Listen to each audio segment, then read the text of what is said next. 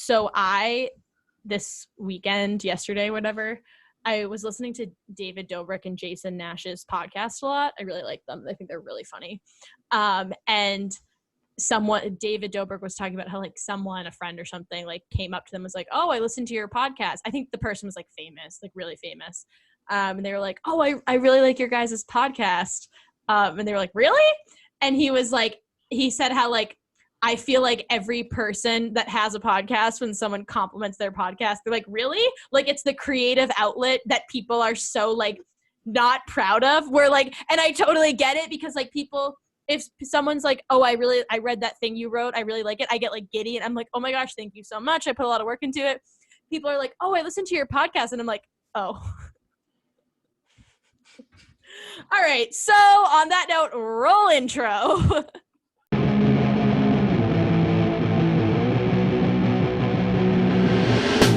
This is Throwin Down with Jess and Lily. That makes no sense. You can be funny and not be offensive. The same way this is your workspace, this is my workspace too. It's never just sports. It's never just sports. It's never just sports. You'll be a little smarter, and we'll be a little smarter, and it'll be great. I was close to being right. You know what's interesting? If you don't agree with this, then just turn us off. Ooh, all right. On that note, we're throwing down. Hey, everyone. Welcome back to Throwin Down with Jess and Lily. I'm Lily Caffrey-Levine. I'm Jess King. And welcome back to the Sports Podcast, where we talk about all the non-sports parts of sports. Today, we're going to get a little bit more into the NFL and what's going on with ratings, with COVID. It all comes together. Everything's connected. And we are going to bring on expert or super passionate expert, yes, David Connelly from Center Field on to talk about that. But first, I need to start out with a story. It's not a story. It's like just a little bit. I went golfing again this morning. I played 9 holes at 9 a.m. And now I would just like to say I play 9 holes of golf like every 5 years. And I have now played 18 holes in 1 week. So I have like refer to last week's story by Lily where she says she never plays golf, and she texted me today, hey, I just played some golf. Jess was like, can you call me later to talk about the episode today? I was like, I'm actually golfing right now. It was also 9 a.m., which I'm up at 9 a.m. and I'm like working very rolled up in a blanket in my pajamas. Working hard. So like I just want to give myself credit. I was fully dressed, like in real clothes. I had makeup on. I was carrying my golf bag, and it was 9 a.m. It actually felt like I was getting ready to leave, and I was like, this is the first time I felt like I was in high school in like a really, really long time. Because I went with my dad, and my dad used to drop me off at school, and I was like, he would always I'm always running late. For school, I used to always run late for school in high school. And he was kind of like, come on, we gotta go. Like, we're gonna miss our tea time. And I was like, oh, I feel like I'm in high school again. This is fun. Disclaimer, Lily was not just late for school in high school. Okay. All right. In high school. I tried to. Iced coffee in hand, walks class. Me after, I'll be there for 5 minutes. I'm like looking around. I'm like, what is Lily not coming to class today? Like, what's going on? I was never that late. Okay. Another disclaimer, my friends love to act like I'm 45 minutes late to everything. I would roll in at 9:31. Fashionably late. But yeah, really. Okay. When you're in a class of 5 to 10 people and it's the same 10 people, and that one person that you just stop after a while turning your head because somebody opens the door and everyone's like, yeah. But you kind of just stop turning your head because it's Lily every time. Well, there was also the time I was super, super, super early to class. And this was almost a year ago, it came up in my camera roll, so I saw it. I was really, really early to class, a full hour, because I came directly from the airport. I was in Minnesota, not directly from the airport. I went to Minnesota for the weekend, and then took not a red eye, but my flight got into JFK at 3 a.m. So I stayed with my friend in the city for the night because I didn't want to, if I got the train back to Poughkeepsie, I wouldn't have been able to get home from the train station. So I stayed with my friend in New York, woke up. We had a 9:30 class, and it's a 2-hour train back. So I woke up at 4, grabbed some bagels, and like rolled into class with my like suitcase. And our professor, and I was there so early, my professor walks in to like put papers or whatever like on the table in the classroom, and I'm sitting there with like my backpack and my suitcase, and he's just like, what, who are you? And I was like, I don't know. So I played way worse today. My dad was like, you should follow up on last week's update on your golf game this week. And I was like, yeah, that's a good point. No, I was exhausted. I was half asleep, I think, for the first 2 holes. And the course was packed, let me tell you. For 9 a.m. on a Monday during a pandemic, I was retirees. Like, yeah, but so in front of me, there were 4 guys that I think were retirees.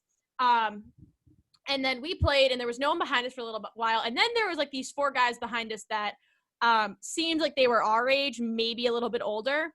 And they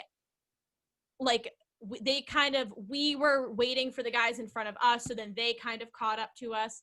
And they were like watching me tee off. And I was like, all right. I hate that. I was like, and here's my thing. My golf game, I said this last week, like, if you want to like go out and have a really nice time and just enjoy the day in golf, like, I'm the person to go with. We're going to have fun.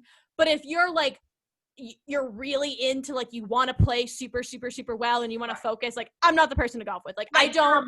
A man or a woman on a mission to play golf, don't golf with me. Like, if you want to go out and have a nice day, that's the kind of game I'm playing. I'm like, win or lose. We didn't even have a scorecard this time. Like, we were just out there to like play whatever, like low pressure. And I think it's super fun.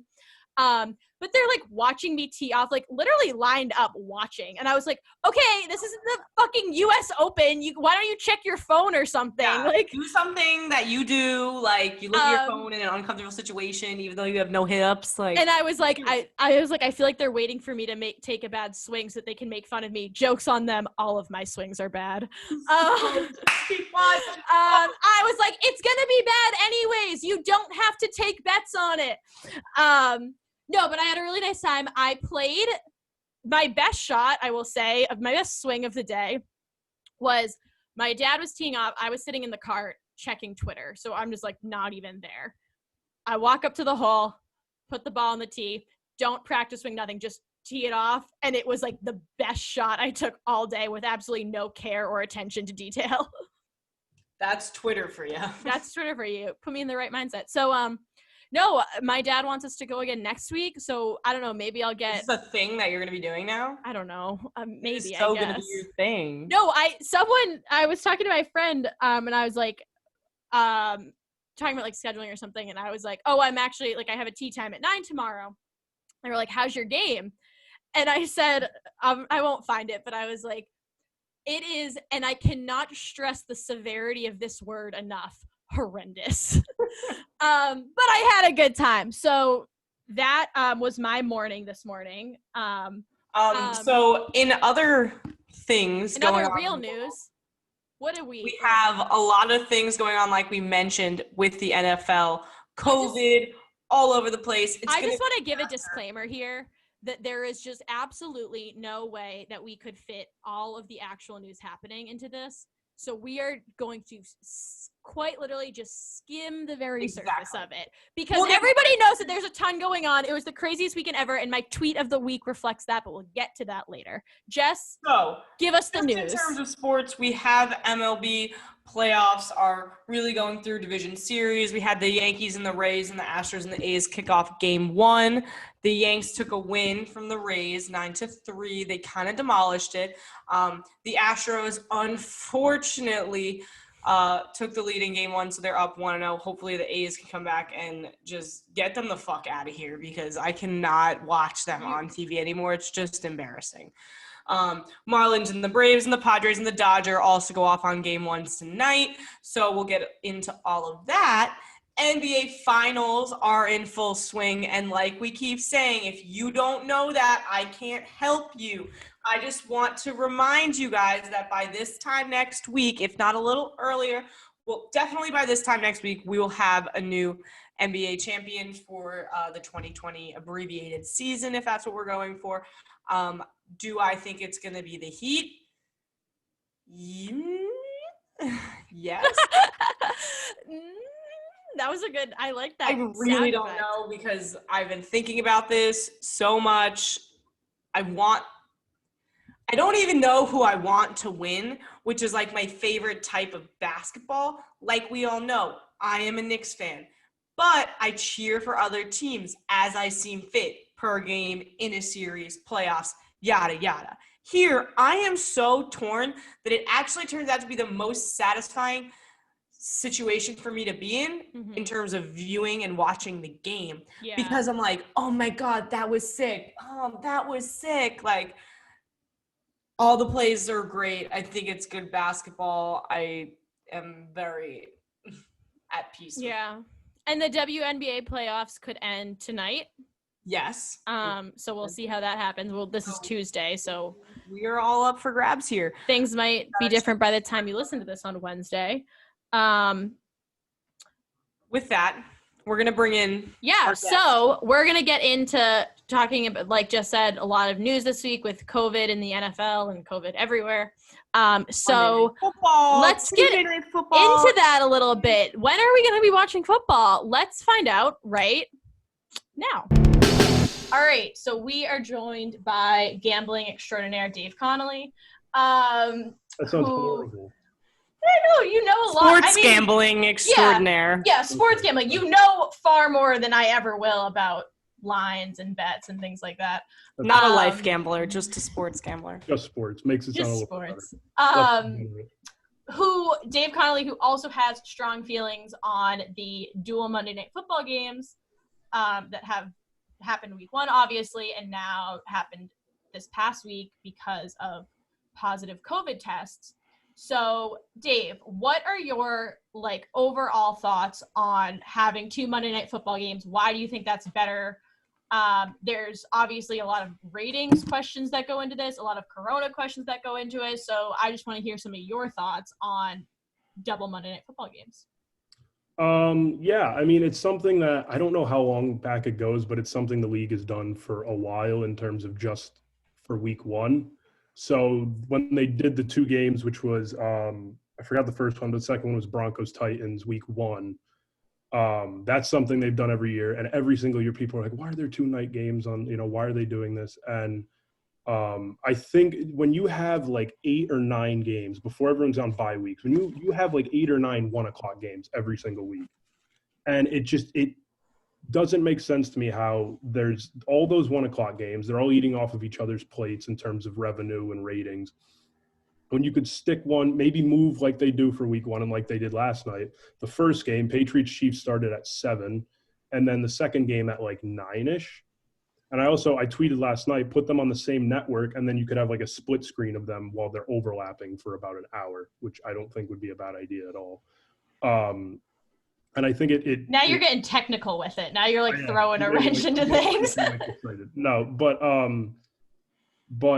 you also have to think of people on the West Coast. Their NFL Sunday ends at like 8:30. And it starts at like 9 a.m. It starts at like 10 a.m. 10 a.m., yeah.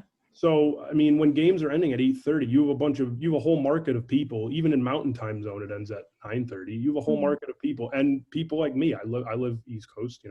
I'm in New York, and I stay up and I watch all the games. I know plenty of people who do that. That's not out of the norm. So yeah, but to play devil's advocate here, say the games start. So the game last night on Monday started at 7. What if it started at 6:30? That would almost cut into the end of a work day for a lot of people, which would stop them from being able to get into those games. And that game, it wasn't like an East Coast game that was watched by a lot of people across the nation. So that it's so weird because we're so thrown off on the time when it's 3-4 hours, right? Mm-hmm. So like that's a critical 3 hours there.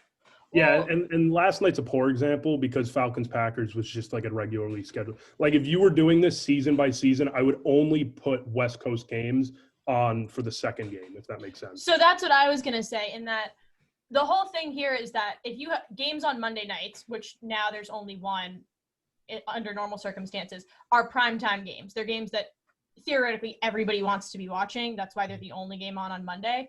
So if you're adding more games on Monday, do they become, you're kind of splitting the prime time. So you can have prime time for East Coast and then prime time for West Coast. Obviously, sometimes it overlaps, but that's like another way to think of it. Because like you said, you miss out on a lot of people, maybe not a lot, but some, by starting games at 10 a.m. and ending them at 8:30 if you're on the West Coast.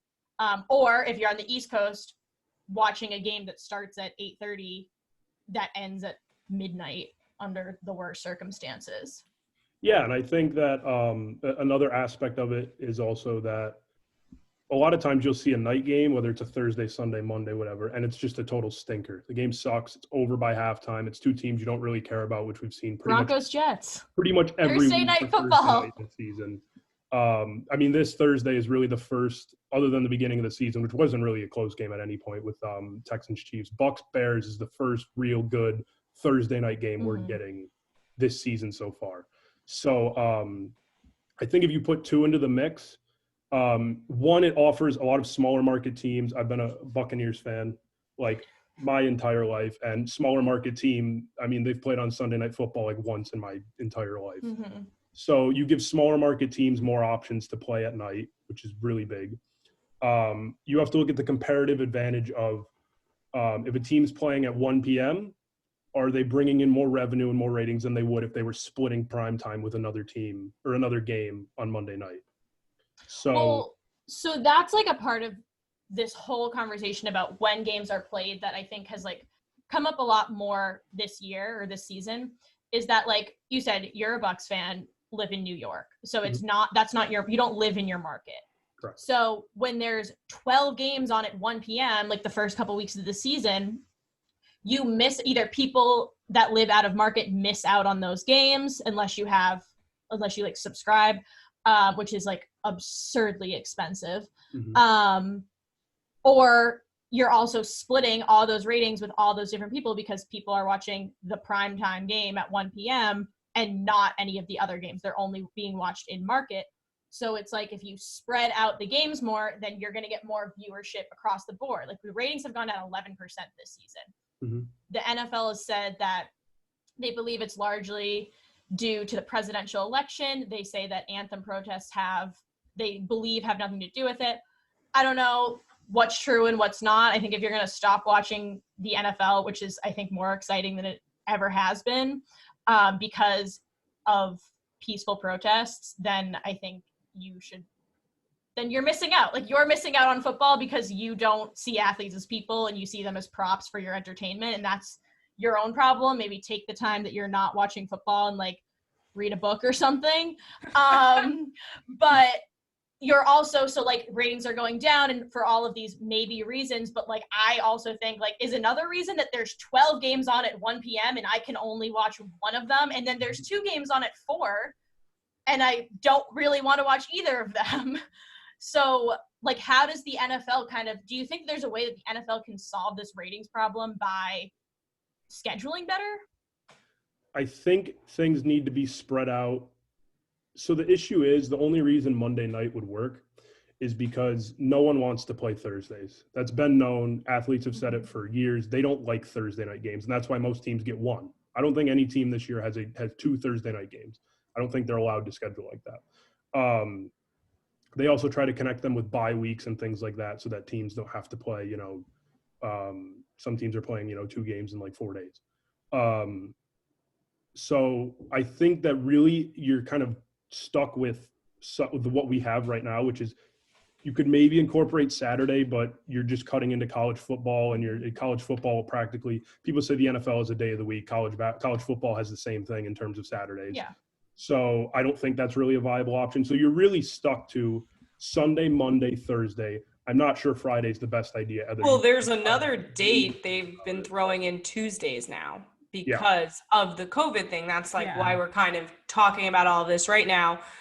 The Titans had a coronavirus outbreak. They had to postpone games, reschedule. So while we had 2 Monday night games today, it wasn't just because they wanted to, it was because they had to. They had to move them to fit them into the schedule because of COVID. So now they're saying moving forward, the NFL released new guidelines. They will either fine a team, make them forfeit if they're purposely not following the guidelines that they put in place, and some of that includes video camera systems in team facilities to make sure that everybody is following the rules. Oh, Belichick's gonna fucking love that one. So a solution was two Monday night games occasionally, or Tuesdays. Why is Tuesdays weird? Like, I read that and I said, ew. Well, I haven't heard any argument against the dual Monday night games. Everyone is like largely in favor of it, and I think has been for kind of a while. It hasn't been talked about as much until recently, but it's so classic NFL to me that they only start doing it now that they're backed into a corner by a deadly virus. When it's like, maybe you should have been doing this the whole time, because when there's 2 Monday night games on, granted, like there's a few weeks, well, I mean, like in a normal year, there's a few weeks out of the year where there's nothing else on Sundays. There's going to be some playoff baseball for a little while, and then there's going to be hockey and basketball eventually, but those are the beginnings, well, the end, and then the beginnings of the season. So like football kind of becomes the priority. So it's likely there's nothing on a Monday night. I'd be more than happy to sit and watch 2 football games. Or a Tuesday. Yeah, or a Tuesday. And that was something that I thought about just with the Corona thing of like, is it helpful to just space games out more? Obviously, I don't think, I mean, then you have to talk to players on like, do they want to play on a Tuesday? I'm sure there's going to be arguments against it.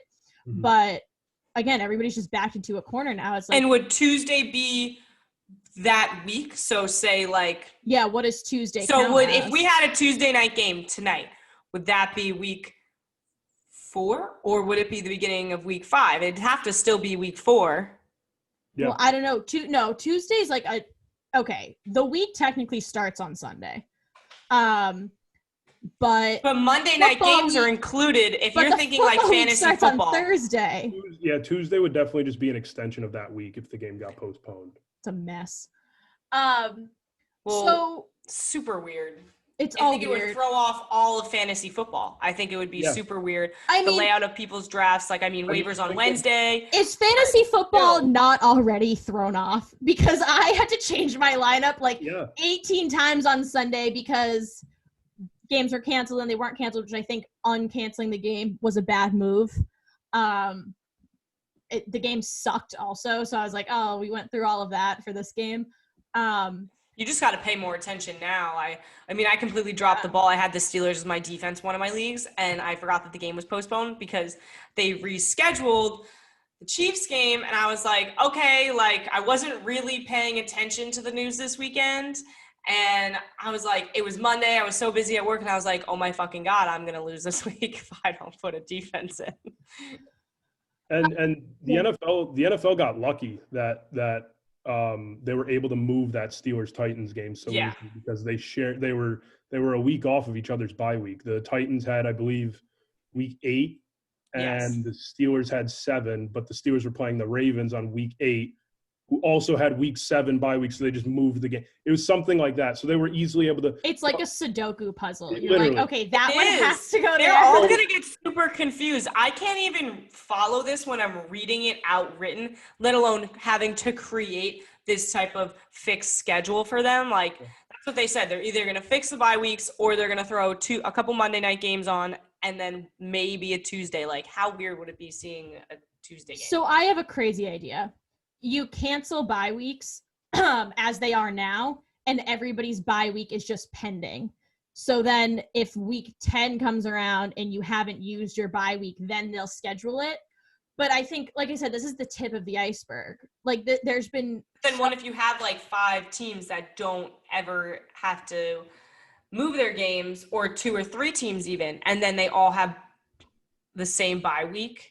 Then the ratings will be higher for those games when there's only 5 on. So, unless it's a good 5. We could. Then you're just stuck watching the Giants and the Jets. You'll end up with Jets, Giants, and the Dolphins. All of them playing 1 week on a Sunday. Totally off topic, but I have a fun question, and I want your guys' input on it. I was talking with somebody about the concept of what a bubble would look like for the NFL, and it's super complicated because the way the days are. It's really the only viable way to do it and ensure, or close to ensure, a successful season. There's so many people. It's a lot of people, but you'd have to do some kind of coastal thing, either do conferences or whatever it is. So we were like, oh, would you just play your own conference until like week 14 or whatever? And then I was like, you should just do it by state. So like the entire season, it would just be Jets, Giants, Bills, like some rotation of that. And I was like, I can't believe I'm about to say this. Stop. I think if the Jets, Giants, and the Bills were the entire season, they just played each other, the Bills would go undefeated. Oh yeah. So thoughts on that, Jess? They would, no doubt about it. It would be like a dumpster fire in New York for months on end. Like it would. I mean, also, it's disgusting. It literally would be disgusting. The Bills are the only New York football team. Yeah. Yeah, they are. This is the same thing I argue about with the Nets. Don't even get me started. The Jersey Do you want them thing, back in Jersey? They're not from New York. So, but you're trying to like push them back? Yes, they can go back. It's just annoying because they weren't from New York in the first place. And like the audacity of people across the country to couple New Jersey and New York together so often is sickening to me. Well, they should have like the hockey format where you have a Long Island team, a Northern New York team, and like a New York City team. So like the Giants would be the city team. The Jets can move to Long Island because that's where they're from. And then you'd have the Bills. And that's kind of like where their fan base like kind of associates with anyway. I think like people more or less do that in their own brain. But the fact of the matter is the facility is in Jersey and But then on the off chance they ever won a Super Bowl, the parade would be in New York. Who knows? I kind of feel bad for like the people of Jersey. Because Jersey's kind of like taken advantage of. They literally have a team. Well, who cares? Dave, why are one you of ours? Because I don't want both of those pieces of shit. Like, take one off my ass. What made you a Bucks fan if you're from New York? So I mean, I get it, but when I was little, I forgot how I got it, but my mom got me this CD, and it was for a PlayStation. And I put it in, and it was just a bunch of like demo games, like to see if you wanted to buy the actual game. And one of them was like this it wasn't Madden, but it was like this like backyard type of, it wasn't backyard football either. It was this like, like street type of football game. And it came out the year after the Raiders and the Buccaneers played in the Super Bowl, and the Buccaneers destroyed them. So I started playing it, and I was just like, wow, I really like these guys. Like, they're Pirates. They're so cool. They're like the red team. Because, like, the Raiders are black and white. I'm like, oh, why are the referees tackling me? Like, this So I liked the Bucks. I started watching them. I kind of liked the underdog mentality of the team because they weren't very good. They were solid the years after the Super Bowl, but post 2007, you could make a case that they are up to today the worst NFL franchise other than maybe the Browns, and the Browns have at least had some promise within the last few years. But yeah, I would say Browns, Lions, Bucks are in a real tough bout for who is the saddest franchise of the 2010s. The thing about the Browns is that they have this like iconically bad storyline to them where like the Bucks and the Lions are bad, but the Browns like are, and I feel mean saying this, but the Browns are so bad that when they won their first game in like 2 or 3 years or whatever it was, I like remember exactly where I was and what I was doing because that's how big it was. Yeah, that Thursday night game against the Jets. I was the Red Sox. I'll tell you where I was. The Red Sox had just clinched a spot in the playoffs at Yankee Stadium. I was at the game, and then we went to stands after, and it was on the TV. And it's like Red Sox and Yankees fans at a sports bar in New York after like a really intense game. And everyone's like, the fucking Browns won a game. And I'm like, what is happening here? You're like, is suddenly, this life? Everyone was like friends suddenly. Like Red Sox, Yankees didn't matter. We were all Browns fans that night. They were the lovable losers. They were definitely the worst team of the 2000s, for sure. And I think you could definitely they probably were the 2010s as well. So how do you feel now? How have you been feeling the past couple weeks?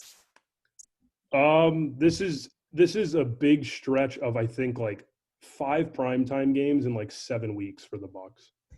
So this is something I don't think they've had 5 primetime games since I was like 10 up until now. Like in that span, I don't think we've had 5 primetime games. So were you disappointed in week 1? Honestly, no. I mean, so in Vegas, we were 3-point underdogs, I believe. So, I mean, I was aware if it felt like an underdog game, which I thought played in our favor. It was kind of like we can kind of go all out. We weren't the favorites to win the division at the beginning of the year. I think right now it's probably a coin flip, I would say. We have a game up on the Saints. They don't look great. They haven't had Michael Thomas, but Kamara's looked awesome. I think we can get them back when we play them. I'm trying to remember what week it is, but when we play them in at home, November 8th is when we play them at home. So that'll be a really good game. But no, I mean, it's something you expect. You know, it's like if you got laid off of a job for 20 years and all of a sudden you're asked to perform at a high level at a very new job. That's what Tom Brady's been doing. You know, and there was all these expectations. Like just because he has weapons doesn't mean the chemistry is going to be there. He's thrown 2 pick sixes on out routes. Because it's just something that comes with chemistry and being with guys and being in a system that you've been in your whole life. And this is his first year in one. The dude's 43 years old. You know, it's like handing a job to an 85-year-old and telling them to do it properly on the first day. You know, he's very old in the market that he's in. Well, I think that's something that like people who don't read into the game as much as someone like you does is that the coaching system there seems like it's better for Brady. It might be a better fit. It might be more positive for him, but that doesn't change the fact that it's new. And he's been doing the same system for 21 years. And like you said, now you're just thrown into a completely new thing. It might be better, but it's still an adjustment. Yeah. That's why I was big on the not overreacting to week one. People love one of the biggest things, especially in it's a big narrative in Vegas, and it's in across sports, and especially in football, because there's one game a week. So that first week comes, people are starving for football. So first week happens, people are throwing out hot takes. They're excited. This team's the best. This team's the worst. It's like you just saw them play. You saw their offense on the field for 10 drives. You just saw them play for 3 hours. And you think that, like, this team is horrible. Brady's washed. It was all Belichick. They're going to the Super Bowl. Exactly. It's my God.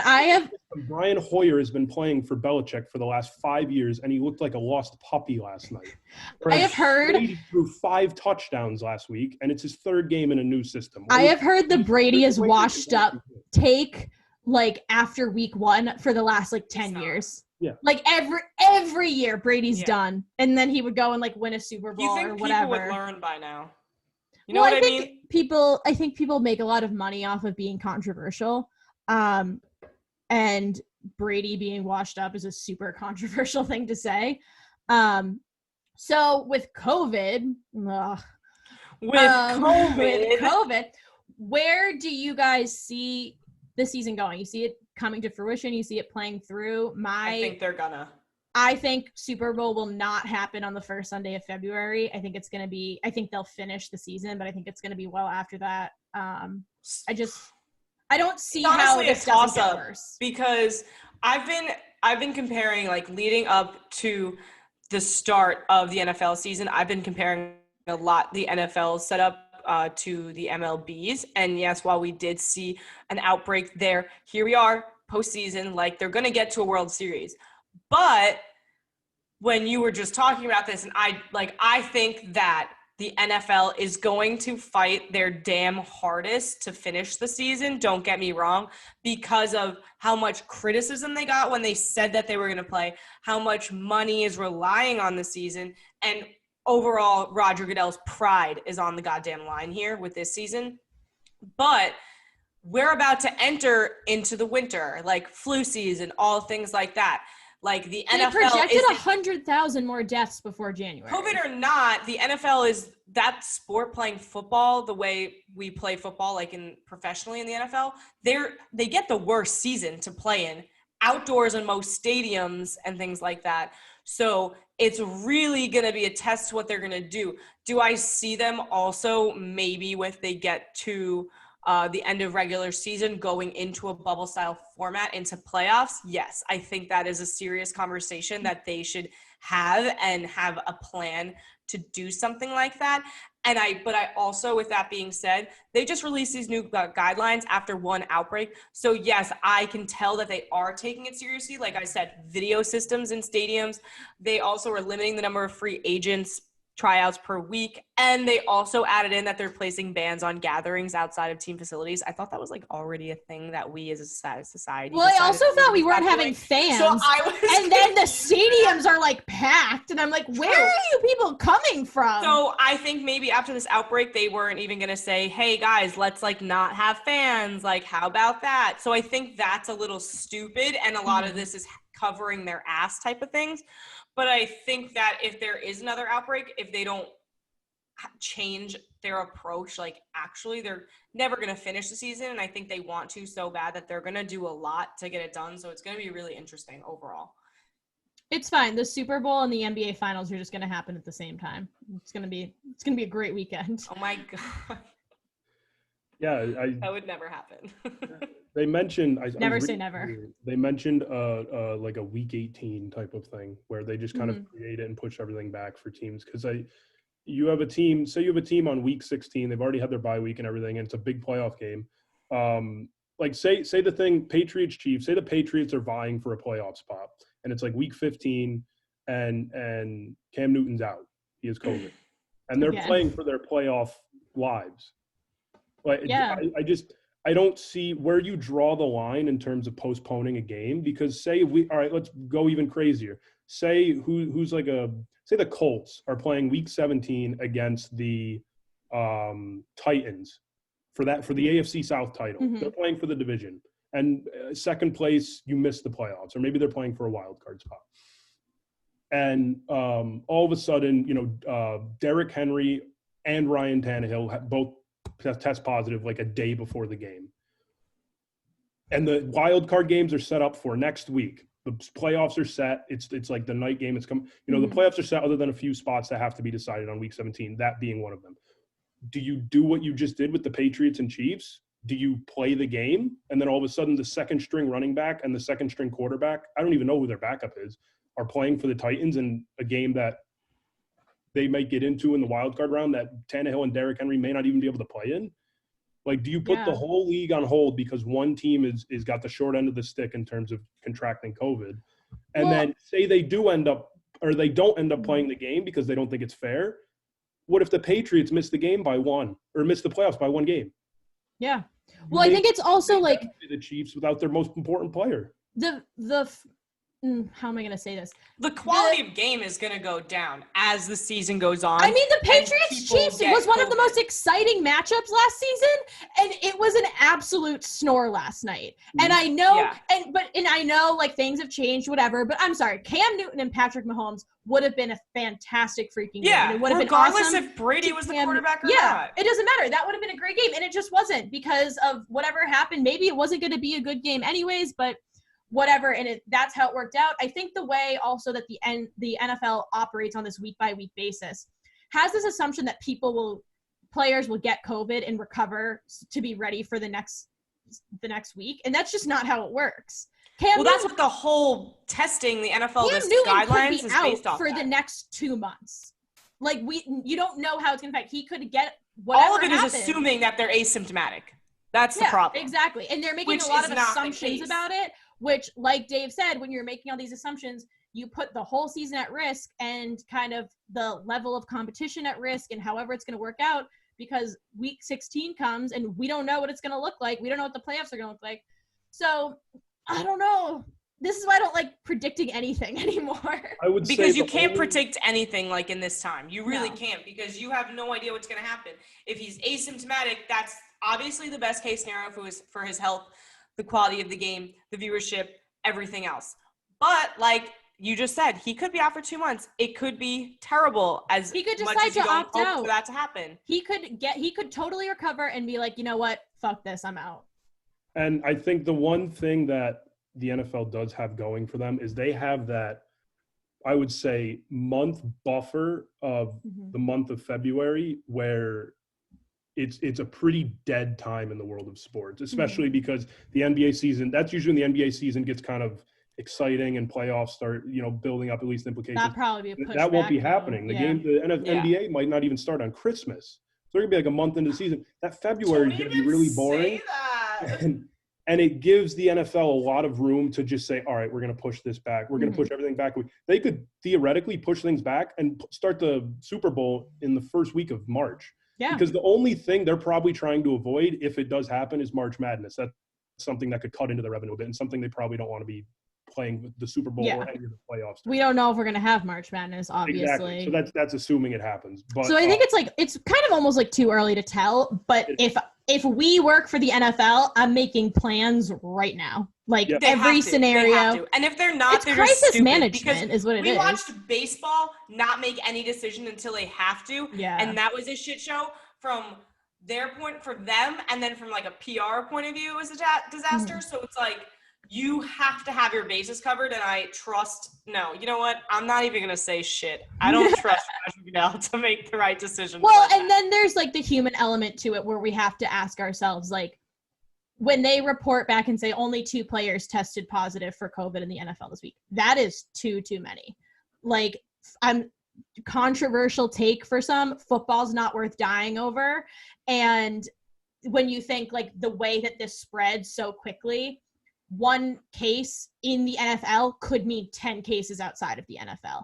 And like the level of infection and the populations and the workers and things like that, it's just not worth it. It's just not. And headlines are just talking about the players, let alone staff and what it takes to run a 32 teams in a professional sports league. The staff, and then the staff's families and their families and everybody they come into contact with. There just needs to be a better plan, because there should be 0 cases from this. If we're going to do it, there needs to be no cases.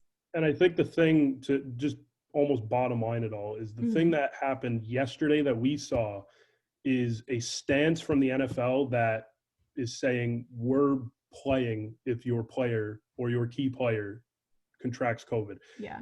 So like this, if I had to guess, is going to really piss off a fan base down the road, because it's probably already upset a few Patriots fans because their best quarterback didn't get to play. We're talking about on the field in terms of that. But their best quarterback didn't get to play in one of their bigger games of the season. Sure, it's week 4. Patriots fans will get over it. They're still probably going to make the playoffs based on what we've seen. But like I'm saying, when it's a team in the hunt late in the season and their big player can't play because he got COVID-19, and the NFL has to say, we can't go back on what we did in week 4. We can't go back. They just set a precedent. It's not fair to the Patriots. Right. It's not fair to the Patriots and their players if they let a team like the Titans, say Tannehill or Henry or both, because it's very possible they both get it. Say they both get it, and they're like, we're going to play. Then what do you have to make sure your second stringers are ready to go. Yeah. I mean, maybe you start giving more reps to them in practice. I really don't know how you go about it, because if that's how you end your season on something that you obviously couldn't see coming, if it's an injury, so be it. But it's something like this. Yeah. The NFL has to. They can't not play the game, because Patriots. I'd be horribly upset if I was a Patriots fan and that happened. Yeah, I think it's just. I mean, what's that saying? Like, fail to plan to fail. Exactly. That whole thing, like. Well, guys, I have one more really important question. Yes. Before we head out. Okay, guessing game. Okay, if you had to pick a number, including the 2 Monday night games that we've already seen, including, how many dual Monday night football games are we going to see for the remainder of this season? Well, we should see one every week if we're making good decisions. Okay, wait, there's 13 which weeks we're left. not. They don't do them on week 17, which they might end up having to do. There isn't one scheduled for week 17 ever. Week 17 is just going to be a full slate of games because everything's going to get so messed up. A full slate on Monday. Take the day off. Good question. Put a how number many weeks exactly do we have left? We have 13 if you include week 17. But there's no dual Monday night for week 17, so kind of 12. I'm going. Are we doing like Wheel of Fortune closest without Wheel of Fortune closest without going over? No, that's the Price is Right. Price is Right. Or are we doing like guess the lines? Like, are we doing over under? I'm gonna just put over under. I'm gonna go 6. Okay. I was gonna say 6. He's going 6. All right, there we go. We're on. If you guys are going 6, I'm taking the over. Over? I think I would say that's the safe bet. Yeah. But I'll what take people the over. did forget is we went 3 full weeks without anything. But if we're doing prices right, closest without going over, then I'm taking 6 exactly. But now we're getting into the winter months. So like you said, the odds of Tannehill and Henry getting it at the same time, that's going to be higher as we go on. Yeah. You know what I mean? Yeah. Into the months. And we don't know what COVID's going to look like in the winter months. It's also one of the Chiefs' backups contracted COVID. Jordan Ta'amu, I'm trying to remember how to say his name. He was in the XFL. What happens when you run out of quarterbacks? That's what I was about to say. So the quarterbacks hang out all week. I was literally thinking, I was like, what if Mahomes has it? What do they go to a third? Like, do they sign someone who has no idea how the playbook works? Dave, put your cleats on. Get out there. Can you imagine, like, a guy that... It's like Always Sunny in Philadelphia when they call all the fans in to try out for the Eagles. It's like... So that's what we're gonna do. If you have a team, like I said, like picture the Philadelphia Eagles playing Week 17, like Tuesday night football in the snow, and they just signed some dude we have never heard of, and he just learned the playbook. Came out of Marist College. He just learned the playbook on Thursday. And because all of the quarterbacks contracted COVID, because all they do is hang out and throw footballs in practice. Just throw toddlers in there and let them chase a ball. It's like this dude's playing for an entire city's playoff it's going to get really messy before it gets any better. And I'm so excited for it. Dave, thanks for joining us. Yeah, thank you for joining us. We're going to let you go to class and not make you late. I do have one parting question for you. It's not really a question. I heard that you were feeling a little not guilty, but bad because on March 13th or around that week, you were making a lot of people feel better about COVID, saying we'll be back in 2 weeks. Don't worry about it. That is the hot, such an old takes exposed moment. Oh my goodness. Me and Will were like, we'll be back. Don't sweat it. Yeah, you're right. No, I'll give you guys the credit. You were trying to make everybody was super sad, and you were like, "It's okay, we're gonna see each other in 2 weeks." COVID said, "I think not." COVID said, "I think not." I haven't seen you in 7 months now. Say less. Dave Connelly, friend of the pod, thank you for coming on. Good luck with your bets this week. And we will talk. Well, you'll come back. I'll be back. You'll be back. See. All right. College basketball season. Dave Connelly is just a fantastic human, and he is like one of those people. He has a giant brain. He is one of those people that is so smart about like the obscure topics. Like he knows so much about like sports betting, and I've had like very, very long conversation with him about college basketball, and like there's so many minute details that go into like March Madness and things like that just the general public like doesn't realize. So he's awesome. Follow him on Twitter, whatever. Follow him on Twitter. Read centerfieldmaris.com. Before we close out, let's talk moment of the week. We will announce the winner for last week's moment of the week later today via social media at @throwin_down. Jess, this was probably the craziest week since we started the podcast. And I don't want to speak too soon because I'm like, well, then what's going to happen next week? So I had trouble picking a moment because there was just like far too much going on and not a lot of like heartwarming stuff either. Like everything was just like pretty generally awful. But what do you have for your moment of the week? Well, so like you said, crazy week. I had to go because I have been so consumed with football.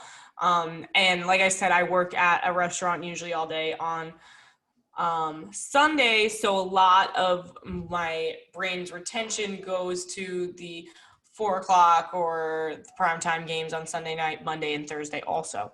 So I have to say this, the only reason I was paying attention to this game was because, like I mentioned, I had forgot to pick up a new defense for my fantasy football team, so I was really banking on the Eagles because I had the Steelers in my defense, COVID, blah, blah, blah.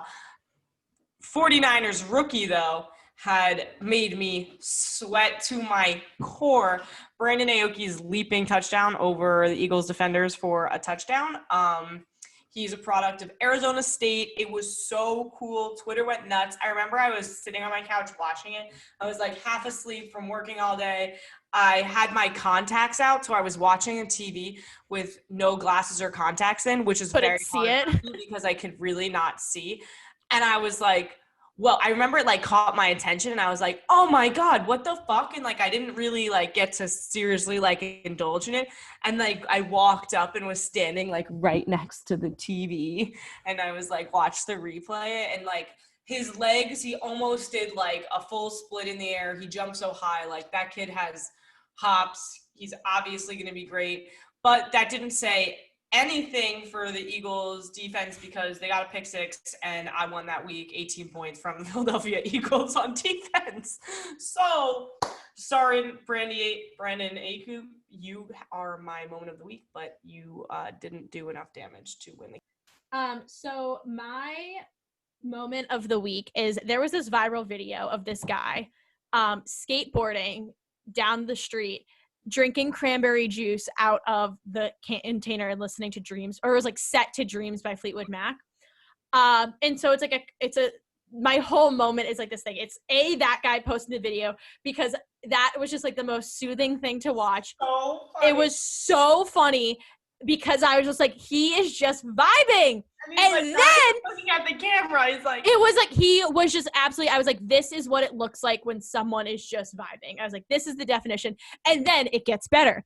Mick Fleetwood of Fleetwood Mac recreated the video. I'm a huge Fleetwood Mac fan. So I saw this and my jaw dropped. I was like, this is amazing.